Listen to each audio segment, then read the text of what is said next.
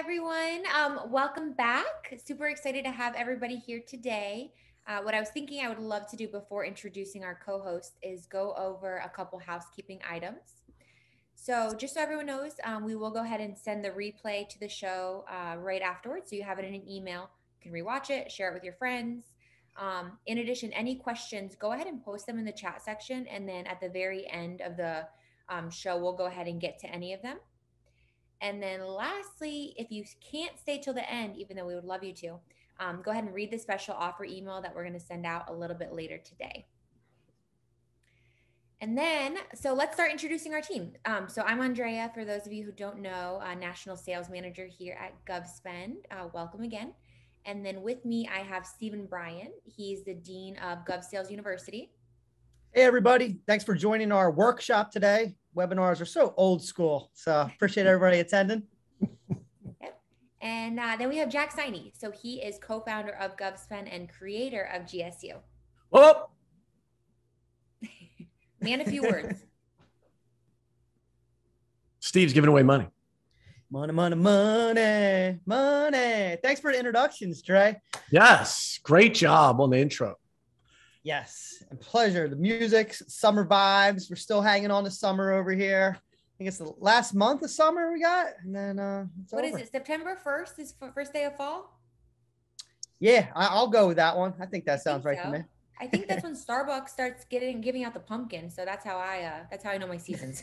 Starbucks is now in control of the seasons. So true, so true. The spiced pumpkin latte. Yeah. So we want to give away some money, money, money, money. So thank you so much for joining us today. And we always appreciate your time. I know you can spend it anywhere, but joining us to learn about, how to win bids, how to win government business. We're going to get to the facts and give you everything you need to know during this webinar. But we're also going to give away two giveaways. One being now going to give away a $50 Amazon gift card. And then if you do stay to the end, we also reward your time, giving away a second gift card for $50 to Amazon. So what I'm going to have everyone do is in the little chat box, it looks like everyone's introducing themselves, where you're from, is I'm going to have you type in the word bids, B-I-D-S. So please type that in. We're going to pick a winner randomly here. Let's see it fired up. And the winner is Mark Karkatoki. Sorry, it flew by. I was going to say, that's not right. There's no chance that was right. It flew by. I couldn't even stop the screen. Mark Karkatoki, please comment again so I can see your real last name and make sure that you are the winner. Let me scroll up here. So funny. I tried. He's not responding. Why wouldn't you butchered my last name either? Patoki. Yes, that's right. Sorry. Yes, that's the right one right there. Mark Patoki is the winner. Congratulations, Mark. Yay! Yes. Already a winner. This is already a winner for Mark. It's like, who cares about the webinar? I'm up $50. You just see one less person on the workshop here. And it's like, all right, he got my $50 gift card. So yeah, we'll take care of you after the show here.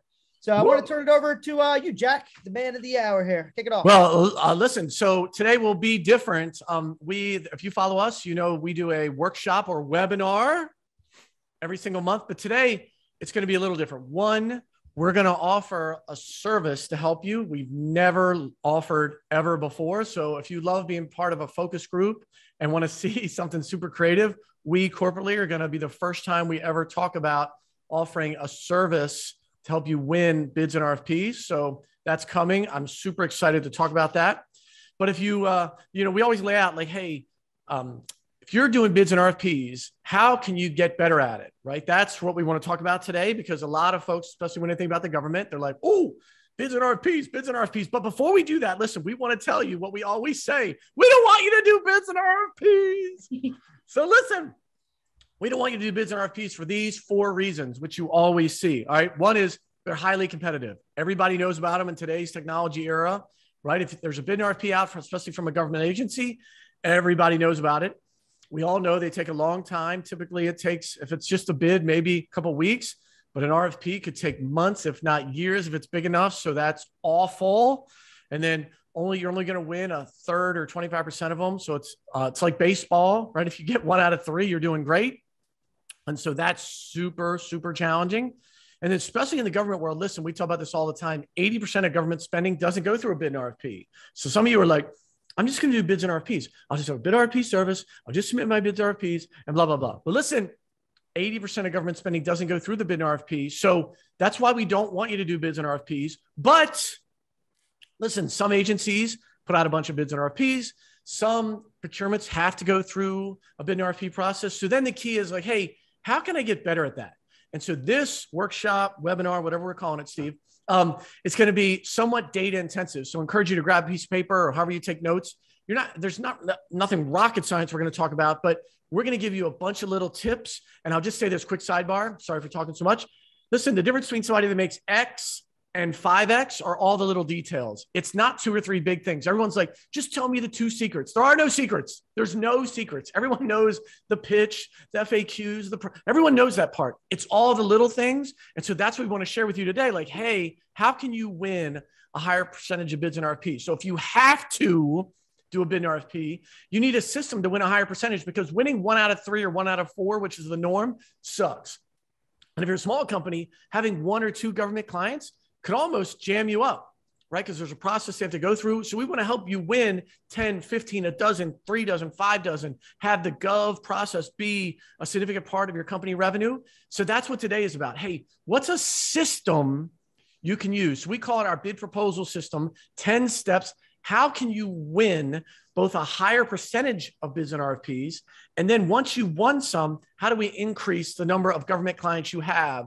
And so this 10-step process is what we're going to go through today. So again, grab a piece of paper, pencil, or a pen, or if you take notes on your computer, have a way to do that, right? Pen, pencil, so old, grab your tablet, whatever you're going to do. We want to walk through these 10 steps. And again, if you look at them, none of them are earth-shattering. You're like, I've never even thought about that. But we're going to talk about the nuances of it, because we talk to all the people that evaluate the bids and RFPs. These are all the things they share with us, like how can folks be more successful? Good. Then remember at the end, go ahead. Yeah, before you kick in, I just want to curious for the people that are attending today, in the chat here, like how many people have won their first bid or RFP? Like how many people in the audience actually been through this process and won a bid or RFP? Just type me. Yeah, me if you have. Just try and right, get if you won, that would be great, right? I'll have everybody that's online. How many of you won? Or how about, the next one, how many submitted one, right? That's the part people get jammed up. They're like, I submitted 8. I didn't win any. It sucks. I hate the government. Yeah. How many people now? It looks like a lot of people have submitted them. How many people have submitted it and what, not one, Jack? Is that? Yeah, not like you've at any point submitted one to a government agency. That I'd love to know that. So yeah, even if you didn't win. Right, because that's where people get jammed up. There's all these stereotypes. So quick sidebar, we can help you the process, the 80%, we can actually show you that's our company. But today we want to talk about, for those of you that are in the bid and RFP world, if you see something you want to win and it's out there, how do you win? Winning 1 out of 3 sucks. If you put in hours and weeks of effort, written like this term paper of life, right, about your company, and you win 1 out of 3 or 1 out of 4, you're just like, man, that's a lot of freaking effort for not a lot of success. So how can we get you to 50%, 40%? It'd be amazing. Good. So that's what we're going to do. We're going to walk through this 10-step process. So we're going to try to make it somewhat lighthearted, but these are the 10 steps. So I think Dre's going to start us off as we go here to step 1. This is a really good one.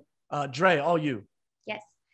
So I think a lot of time, right, in seeing from the chat, it sounds like a lot of you have submitted an RFP or a bid and have not won any, right? Which is pretty typical.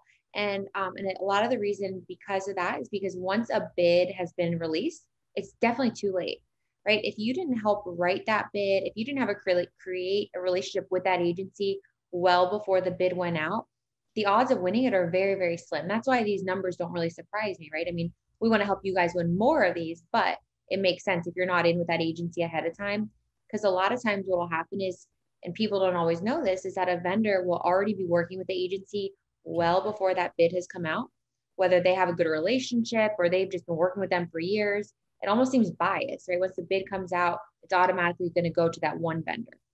So what you really want to do is you want to build relationships with these agencies way before they buy. Try to help write the bid. Have them write something in there that only pertains to your company. Make them love you. That way you create this relationship they want to buy from you. A lot of the bid process is heavily determined by who's in there way beforehand. Yeah, listen, as somebody, I started my career on the government side. So important. Folks are like, well, what do you mean it's my competitor's specs? you should definitely have ready a description of your product or service that you can send to the agency all the time. Because on the government side, you got to remember, someone in procurement, they're buying 10 things, right, in a month. Like, they're not experts at those. And they take what sales reps sent them. They take what they see on Google, they put it in a spec document, and they send it out. And last thing what is that? The fourth bullet, they're just people. Like, they have a preference. It's human nature. Like, think about yourself. You have a preference at a gas station. You have a preference of a mechanic. You have a preference of the doctor you go. Like, they're humans. And they're just, when they have a preference, they're going to use that solution specs more than someone else. So this is a huge, huge, huge variable in the process. 100%. Anything else, Dre, on that one? No. Stephen, talk to us about how they, step number 2. Yeah. Well, I love your point about the mechanic. I was actually there this morning, Jack. And yes, I go to the same mechanic again and again and again because I know I can trust them and they do good work. So didn't want to be there, but I'm nailing the tire, had to be there. But onto the bid notification system. So if you're in the game, you probably heard about, bids and RFPs, requests for proposals. But it's like, how do people find out about these opportunities? So they lump in a category called the bid notification system. And really what these companies do out there is they scour the internet. They call it screen scraping or however you want to look at it. But if you go on the city of Del Rey, city of Miami, city of San Francisco, there's going to be these opportunities. And these are the publications that if you go to the city of Del Rey's website, you'll see the opportunity, the bid or RFP. So these bid notification systems just scour across the whole United States. And then they put it into an aggregator where you sign up for these subscriptions. You're really paying for convenience. So then you can get them right to your inbox. So instead of spending countless hours and days just going on websites, looking, is there one today? Is there one today? You can set it and forget it. You buy the system and then you get email alerts. And that's really what's helpful because no one has time in the day to go check all the what. You just want to know about when the agency is looking to buy something you sell. So you put in your categories, keywords, some have like commodity codes, and then you'll get that information. You could do it manually, right? Like there's nothing that's stopping you. It's just a matter of hours in a day. And really, do you want to check the website every day and see if there's nothing there? And you'll get discouraged after the first 30 days. I promise you, right? You're like, when is there something that's going to come up for me? And then it's that one agency you didn't look at their website that's going to have something for you, maybe the agency next door. So these bid notifications save a lot of people's butts because you don't want to miss it on any opportunities. And I know people that I talked to a guy yesterday, he has 5 bid notification systems. I'm like, 5? Like, seems like overkill to me. He's like, what? He's like, it's $1,000 a month, $250, $300 here, He's like, I pay $1,000 a month, $12,000 a year. And if I win one job, he's like, this thing is paid for itself for the entire year. And I was like, no, I get it. He's like, I just don't want to miss a single opportunity. So be careful what you pay for. Some you'll be like, oh, it's $50. It's really good. But I'm sure, it's limited to the reach in the area, but maybe you only focus in a little area. It could be good for you. So just want to give you a heads up on what a bid notification system is. Yeah, I think the analogy I'd love for this, it's like a car. In the world of cars, you could buy one of those little cars or those e-cars that are like 10 grand or 7 grand. That could also be a coffin if you get in a car accident. Or you can buy a Lamborghini, right? Or a high-end whatever car. And it's such a wide range. They both get you to point A to point B, but you get what you pay for. Same area in the bid notification, right? They're literally the range is like $500 to some of the high-end systems are, 20, 30, 40, 50 grand. If you're big time into the gov game, small commitment if you're getting, $100 million in government deals. So bid notification system, everything out there, just like a vehicle system. Cool. Over to you, Jack, for number 3. Thank you. So number 3, listen, evaluate if you should respond. So going back to what Dre started with, like, hey, is this really an opportunity? So when you look at a bid and RFP, you might be like, yes, this is for widgets and I sell widgets, right? Those 2 sub-bullets are so important. Like, hey, if you read it and go, this sounds a lot like my best competitor. Oh, why is it like that? Because it goes back to what Dre said earlier. Your competitor's already been in there and they sent them their solution. And you got to know at that point, the agency's highly likely to choose that competitor if they use their specs. Or if you can figure out if the agency's been working with that vendor for the last 3, 4, 5, 6 years in a row, it's going to be much harder to swap out that vendor and win the deal. So you just want to try to do some analytics. Just because it's for widgets and you sell widgets doesn't mean it's for you. Okay. And then listen, that second bullet is so funny because the government, they put out a lot of stuff, but they're also known for creating like new products. Because let's just think about computers. If you're on the government side, you're like, I want a phone. I want like the Apple iPhone. I want to use the iTunes store. I want no viruses. So I love all that. And then on the Droid side, I want like an open platform where my developers can develop stuff. So I want an iPhone with the Droid system. That's what we want. And then when you read it, you're like, that product doesn't exist. It doesn't exist, right? And so the government's great for doing stuff like that, trying to make new products. And so you just be aware as you read it, is this really an opportunity? What do they really want? And asking clarifying questions. The third bullet, knowing cone of silence. So listen, once the bid RFP hits the streets, you're not really allowed to talk to any of the purchasing people, any of the folks of the agency. Kind of the cone of silence is set in, and everything has to be in writing.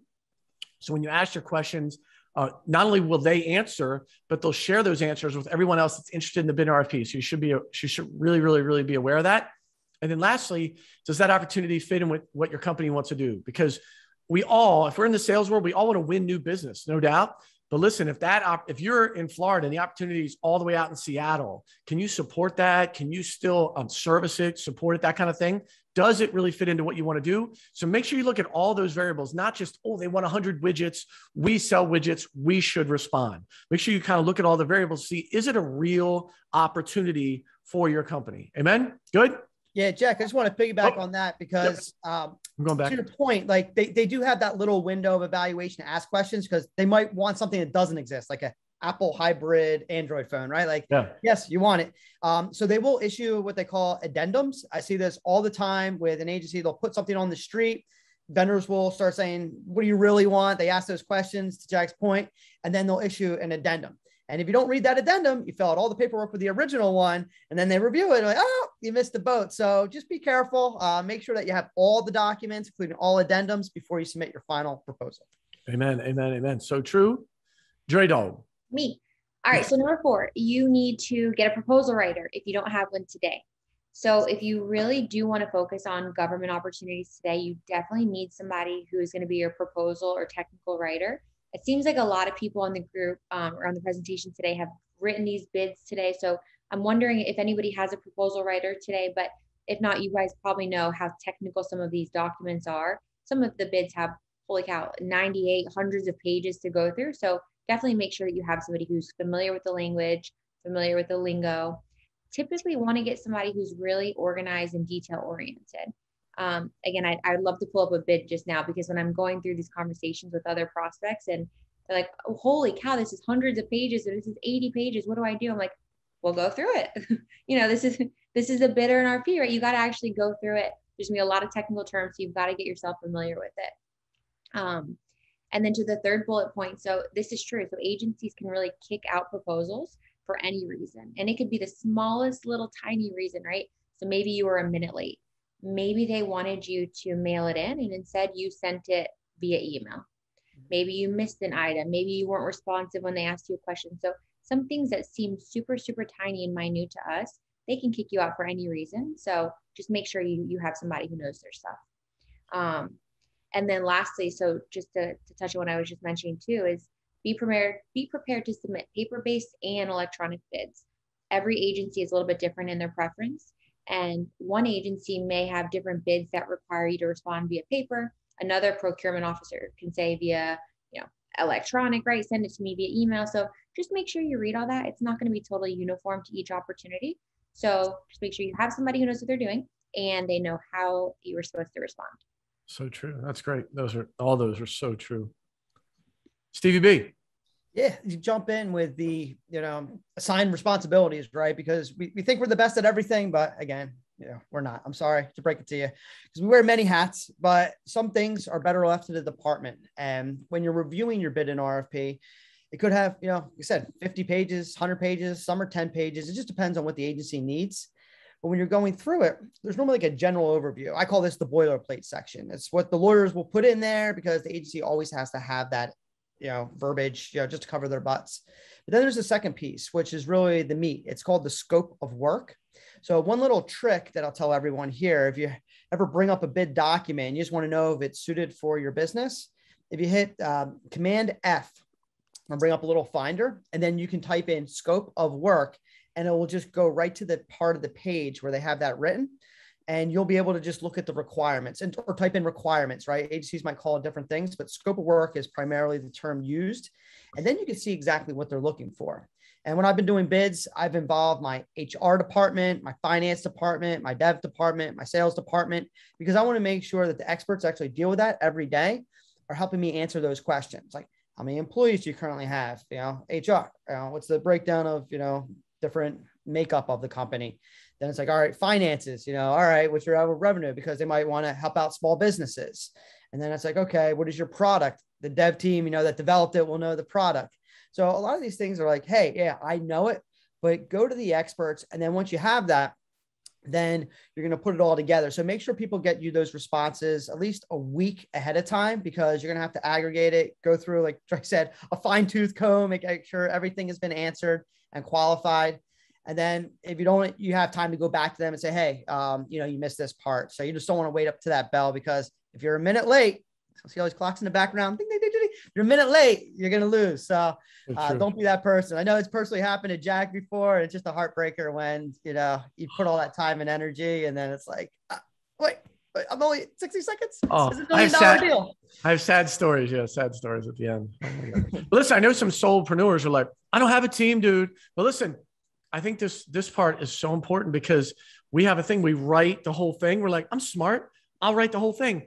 And as Steven said, if you're not very technical and you write kind of layperson's answers to very technical questions, they're going to know that and kick you out. So I just encourage you to find functional experts that respond well to the questions. And maybe that's a little outside of your wheelhouse, because us type A's are like, I can do it all. I can do it all. This is really meant to, folks can normally sniff out, oh, this person doesn't really know what we're talking about. So I encourage you to get some experts involved so your answers are thorough and complete. That's really what this is meant to be. And then get it all back, and you can start to assemble it, right? So number six is really about being scalable. Because as Steven just mentioned, a lot of times what will happen, there's really some basic sections that are almost in every bid or RFP. Here's a couple: company history, product description and features, and your business processes.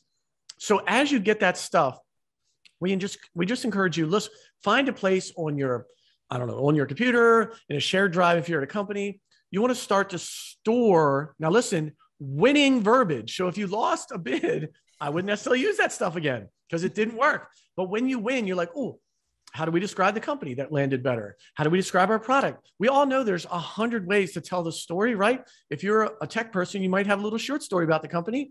And if you're the founder, you might talk for an hour about it. So you want to find ways that resonate with the government agency. We're going to talk about in a minute, ways that minimize the risk for them. Nobody wants to do business with a company that just opened 2 weeks ago. We just started this thing. You'd be the first person to have it. It's that story dead on arrival for the government. You want to be like, since 1972, we've been doing this. So super, super, super important. And then, just find a way to take the responses, support materials, put it all in one spot so that going forward, it's scalable and you don't have to start from zero. Super important, again, of winning stuff. Amen. So that's number 6. Yeah. Let me jump onto that. So if you did just start your business, right, but you have 25 years of experience doing what you did for somebody else, then you can add that, right? Because if you are a new company just starting in the game, you got to start somewhere, right? So just piggyback off your prior experience, even though your company's new. Or other agencies have used this product, right? You want to find a creative way. No government agency for sure wants to be your first customer. No, you got to find a way. It's for number 7. Oh my God. Okay. I'm sorry. Steven, stop jumping ahead. Please. We can skip to number 8. Who's 8? No, dude. No. I'm just teasing. No, it's a little bit of a recap, right? So number 7 is you want to add validation items. So really, like Jack said on the previous slide, one of the most important things in winning is going to be reducing the risk for these agencies to work with you. So like they said, right, don't want to work with somebody brand new who's never worked with any agency ever in their whole life. So want to make sure that your website, that your bid, that some kind of marketing materials even, that they've got testimonials. And just so you know too, if you are just getting started in the business and or your business just started and you haven't worked with other agencies, that's okay. You get referrals from other companies or other folks that you've worked with. They don't have to be the government agencies. It's kind of the chicken before the egg. So get any kind of testimonial. Anybody who's going to say great things about you. Another really good way to just to help with the validation with these agencies is also to get some kind of media or press coverage. Local newspapers, local radio stations love to talk about their local businesses. So make a friend with one of them. Try to get them to talk a little bit about you on the radio, or post something, if you want a big deal, have them posted in a newspaper. Just something so that if an agency is doing research, they're like, oh, Jack Steiny, Incorporated, this is actually a real company, not just a, not a real company. And then just the last two. So have a board of advisors, just somebody associated with your company. Again, this all just goes back to the legitimacy of your company. Have some kind of Better Business Bureau accreditation. And it's just super important. Again, it's these agencies want to work with somebody that has been around, that has somebody who can back them up. You want to have these people listed on your website. Everything on your website is super, super important. That way, if an agency is doing research, they can just go to one stop and find everything out about you. Yeah, I would say, Stephen could talk about this, but in GSU, there's a whole section on validation marketing that covers, there's literally about a dozen ways to do this. It's so important. That's why I could say we'll probably spilled over into this slide. Sorry, Dre. But like, if you are in the paper of your local agency, that's worth a ton. The agencies have this thing, man. If you're on the cover of the Dallas Morning News or the Baltimore Sun or whatever it is, Sun Sentinel, the agencies are like, oh, must be a legit company. They're in the paper. And so sharing that with the agency is huge. I don't know why, but I'm just telling you that is a super effective way to validate your company. And again, GSU has a whole section on validation marketing, on what are all the items you could do here to check boxes to minimize risk. Huge, huge, huge. Yeah. For those that don't know the acronym GSU, Gov Sales University. It's a great program. We're always here to help people, but we try to give away content for free and just give you, scratch the surface through these webinars. But if you ever want to dive in deeper, we can give you the full tutorial.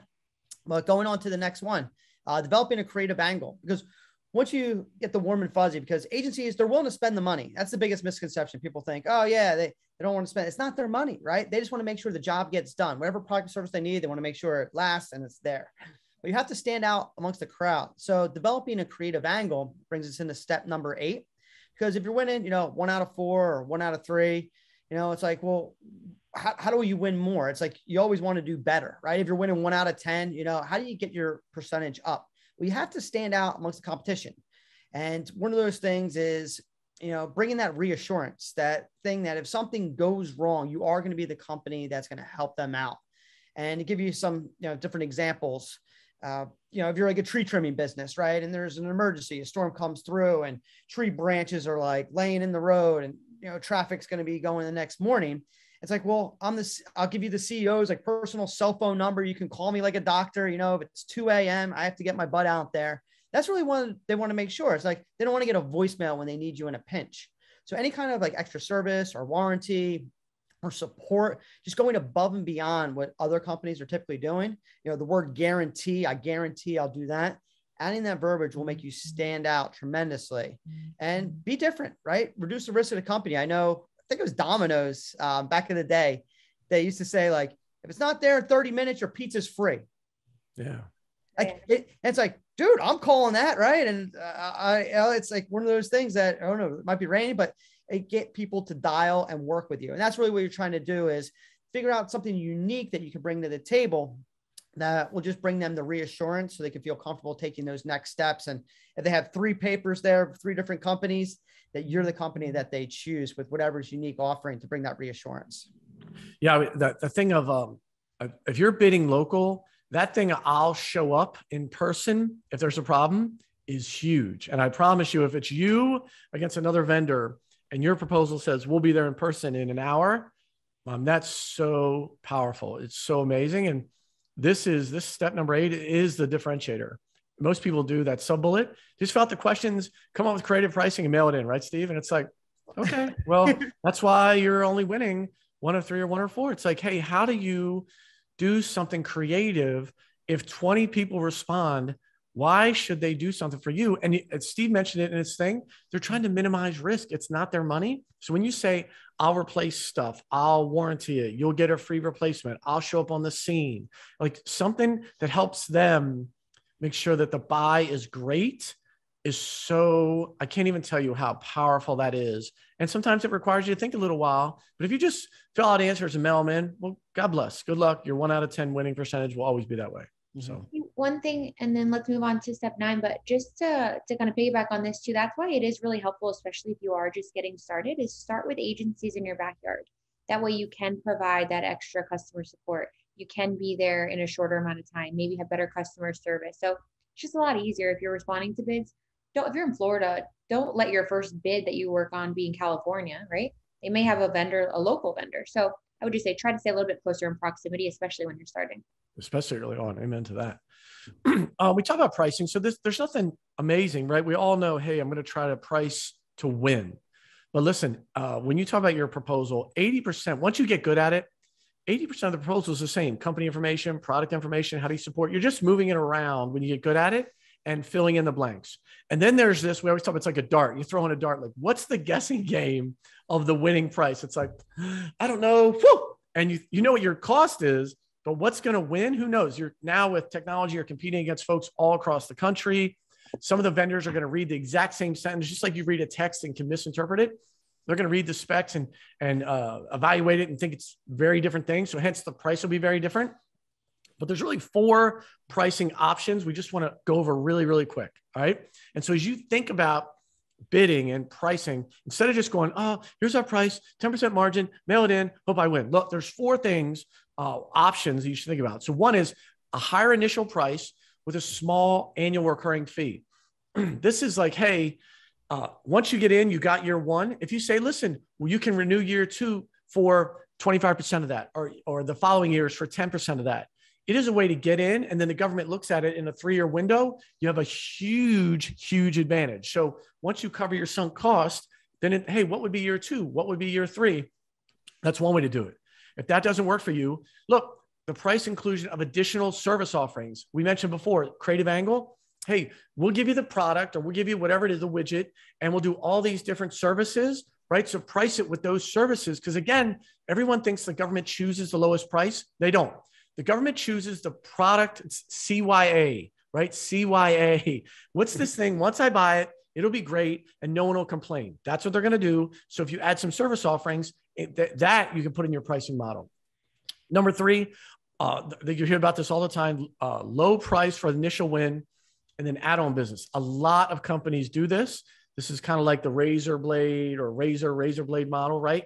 Just want to encourage you, the government, once they find a vendor they like that does good work, they'll typically siphon them other deals. Happens all the time. The 80% that doesn't go out to bid an RFP, this is how it happens.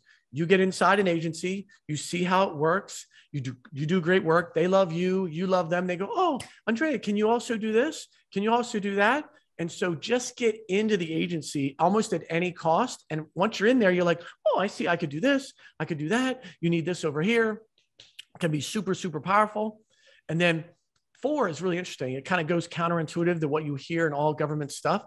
If you have something that's really unique or something that you know most people can't do, you can actually price high.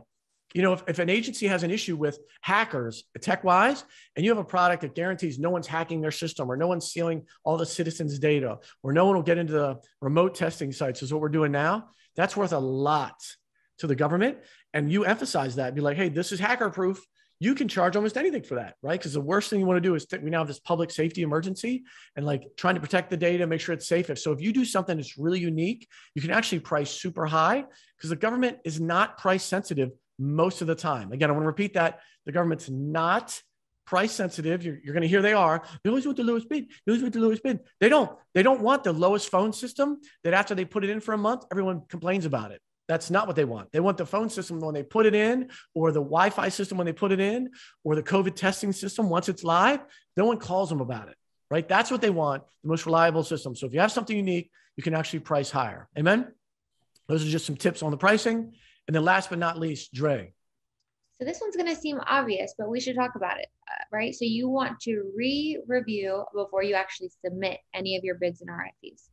So I think we touched on this just a little bit, but remember, they can kick out your proposal at any time if it's late or for any of the other errors that we talked about. So just make sure you literally re-review it before you actually submit it. And that's going to be anything from your signatures Make sure that you signed every document that they have or initialed it. Make sure you read through your answers. This is where your proposal writer comes into place. Reread this, look at all the forms. Let's make sure that we're responding in the form that they asked us to. And then also just having any kind of examples in there. Yeah, I think the signatures, like it says good and bad examples. That's so fun. Like I know Steven mentioned earlier, like we had one, there was a, just a quick story. We had one in a city in California. It was our deal in my prior company. It was our specs. It was our deal. It was a 7-figure deal, home run. Agency loved us. We want to deploy there, done, put out a bid and RFP. And if you've ever done business in California, you know they have a lot of certifications. We were just doing something in the public safety space. Literally, there was like 30 certifications. One of them, I'll never forget it. One of them was like, you don't use nuclear or radioactive materials in your product. We clearly didn't, right? But that was a certification, one of 20 that we did not submit with our proposal. No lie, true story. We mail our proposal in. It was like a book. It was, again, a big effort that we worked on for months. Get it. I was on vacation the following week. I literally get a text. It was like a Thursday at like lunch. And they were like, oh, we had to kick out your proposal. I literally almost threw up at the table. I was like, this is a done deal. Easy deal. We're ever going to win. And then you start backtracking. You're like, what are you talking about? They're like, yep, you didn't have the certification. And they'd already had a procurement scandal. And they're like, no way we can award to you. And I'm like, oh my gosh. So it's such a real thing. Steven mentioned too.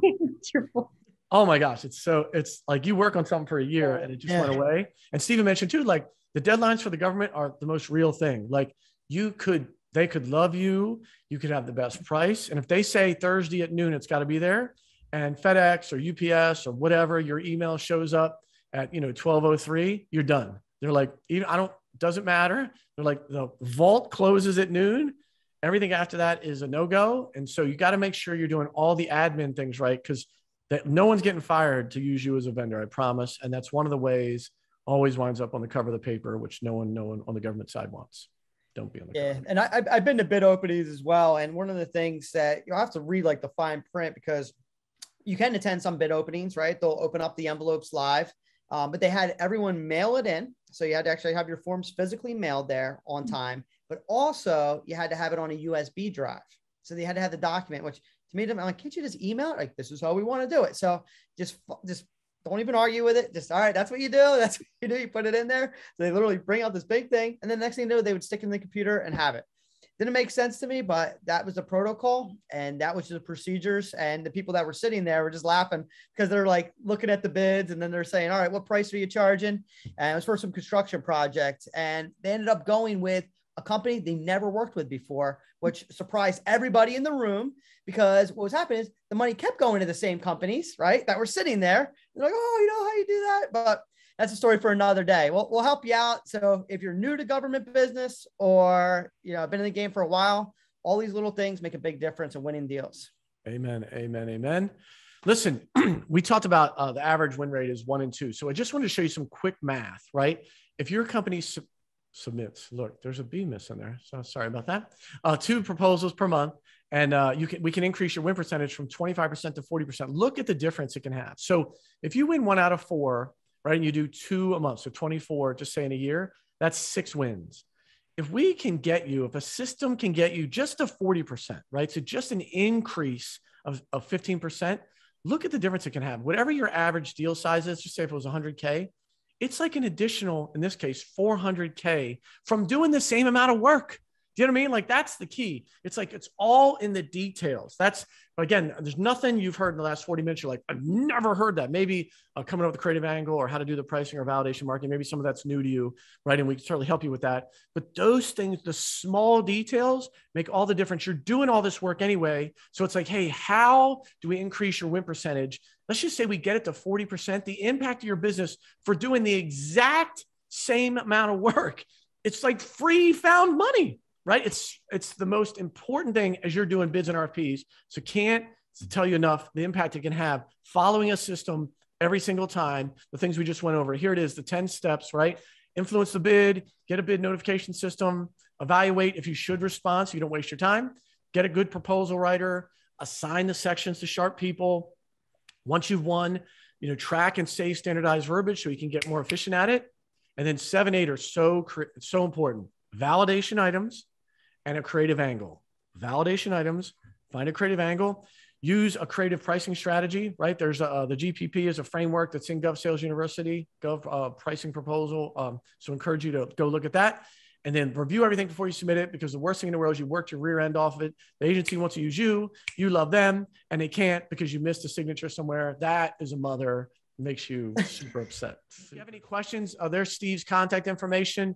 He and his team can answer any questions, clarify, certified in blood oath that we're not going to bait and switch you, make sure that you dig in with us. And so here's always specific things. And I think Dre mentioned there are some questions. We want to get to those. We have about 10 minutes or so. So we'll stay for as many questions you have. I just want to go back so you get to see everything you get. So go ahead, Dre. Yeah, so we have a couple. So the first one is, how do I get around the problem of agencies wanting past performance for the last 3 consecutive years? But I have 10 years of government experience, but maybe it misses the 3-year mark. I'm not sure I fully understand the question from if you've been in the the government game, your business has been in the game for 10 years and they want the last 3 years. It seems like you could check the box. So maybe you could clarify the question. But I would say, related to that, there is a lot of ways to present your story to a government agency. And so we'd be willing to work with you on that as well, because the government wants a qualified vendor that's done it a lot. And so maybe, again, as Stephen mentioned, I think maybe you did it in a previous company. Maybe they have the product and you're just a new version of the product. So there's a lot of ways to kind of skin that cat that maybe requires to be a little creative. But just encourage you to not let that be the long pole in the tent where you go, I'll never get there. I'm not submitting a bid. Because again, the agency just wants a qualified vendor. So I don't know, maybe we'll be on a little bit. So if there's a clarity to that question, certainly we're willing to address it. Yeah, and one thing just to jump on that as well, I hear past performance a lot in the federal space, people that are, looking at federal opportunities. And a good way to get that is actually working with a state and local agency, like someone in your backyard, just to get the government experience. So everyone sees the big federal, they want to jump out, but if you just get a quick win, maybe even outside the bid and RFP, that could add to your performance. All right, so let's try to get through these next couple before 1 o'clock. So what experience do you guys have in the medical services? Right, a ton. That's one of our big verticals. So in our world, is Dre, why don't you feel it, Dre? You're in it every day. Yeah, so we've got experience in all different industries because the government, as you all can imagine, buy everything from pizza to software to engineering services, construction services, HVAC services. So, our experience is very wide range because we've been helping companies for the last 8, 9 years in all different industries sell more to the government. Okay, let's see. Do we help? Hey, when you guys are helping with the bids, are we helping also with the capability statements? Yes, like literally every part. The goal is to get you win, right? And so all parts of it, which we have, again, decades of experience in. And the thing we're going to bring to the table, we've seen all the other people. You know what I mean? When the spot we get to sit in, we see all the companies and we see all the government folks. So we're going to uniquely be able to tell you the things that work and things that don't work. Because a lot of companies submit proposals that are not very compelling. They think it's what the government wants to hear, and it's exactly opposite. So yes, 100%. What if a bid has my product spec, but my competition protests that? Well, listen, I think that's one of the things in the government world where the competition always wants to try to do all the finagling. And so it's just important for you to make sure that you're on the procurement side. They're going through all the right things. It's really not up to you. It's up to the procurement person to make sure they've checked all the boxes. And can you prevent someone, just like you can't prevent somebody from suing you, right? If you get in a car accident, you can't prevent someone from protesting it, but making sure that all your ducks in a row, they checked all the boxes and they're doing it administratively correct, you'll be fine. Somebody asked you, they'd like to see an example of the bid notification system and GovQuote Marketplace. Yeah, okay. I'll take that. I can definitely, my contact information, is on there. Be happy to log in, do a screen share. But how the bid notification system works, what people love about it, is it's all keyword based. So whatever product or service you sell, you can type in that keyword. Not only do we search the titles as well as the descriptions, we also search the documents. So if that word is written on the document of the bid and RFP, it'll be brought up in your search results. which no other system I've seen can do that. It's just a technology feature. They go every word of the document, like in a deeper layer. And also the cool thing is you can put contains or does not contain. So in addition to like filtering down by territories, people are always like, I get a lot of noise when I'm in a bid notification system. Like I do this. And it's like, well, let's exclude that. So if you sell iPads, you don't care about iPad chargers or iPad covers. So you can exclude the word charger for cover because you don't sell the accessories, you sell the hardware.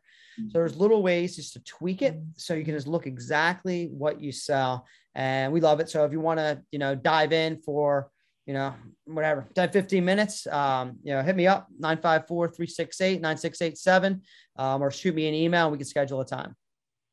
All right, listen, thank you for everyone for the hour. If you know somebody else, maybe it's not on the webinar that's looking for some support in their bid and RFP, send them this link. You don't have to be on this call to take advantage of the offer. We're going to do the first 20, probably have another half an hour or so. 16 right now, Jackson. People just registered. So we're at 16 right now. Oh, all right. You got 4 spots left. So if you know somebody, ping them real quick. Appreciate all your time. Much love. Stay safe. Have a great end of the summer. See ya.